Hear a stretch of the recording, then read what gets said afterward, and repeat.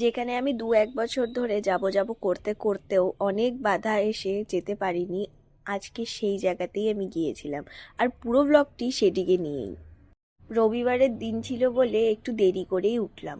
উঠেই দেখি কি সুন্দর একটা ঝকঝকে রোদ। আমি গিয়েই দাঁড়িয়েছিলাম। রোদ থাকা সত্ত্বেও ঠান্ডা ঠান্ডা কিন্তু একটু ছিলই।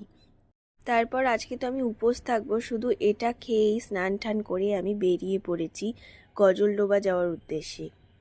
ও তোমাদের বলা হয়নি আজ আমি কোথায় যাচ্ছিলাম। আমি যাচ্ছিলাম ভ্রামরী দেবীর মন্দিরে। গজলডোবার ভিতরে বোদাগঞ্জ বলে একটা জায়গা আছে, সেখানেই।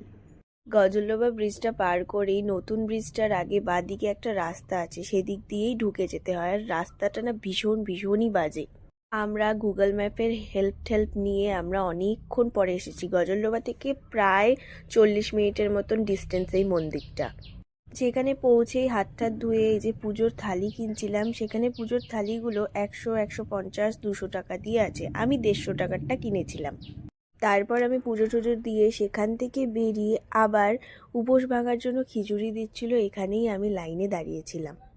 আর আমার না খিচুড়ি বড্ড ভালো লাগে। আর পুজোর প্রসাদ বলে কথা, আমি তো সেটা মিস করবই না। তারপর লাইনে দাঁড়িয়ে খিচুড়ি টুচুড়ি নিয়ে আবার আরেকটা মন্দিরে গিয়েছিলাম। মন্দিরটা বন্ধ ছিল। তারপর সেখান থেকে বেরিয়ে এই মন্দিরটার বাইরে না প্রচণ্ড আজকে ভিড় ছিল। বাইরে বলবো না, বাইরে ভিতরে সব জায়গায়, কারণ আজকে রবিবার ছিল, ছুটির দিন, সবাই প্রায় এসছিল। কারণ আমি 2-3 বছর আগেও গেছিলাম, তখন এতটা ভিড় ছিল না।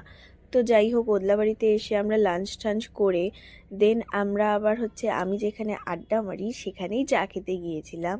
তারপরে বাড়ির দিকে আবার রওনা দিলাম। আজকে ভীষণ টায়ার্ড হয়ে গিয়েছি। স্টে টিউন, পরের ব্লগে দেখা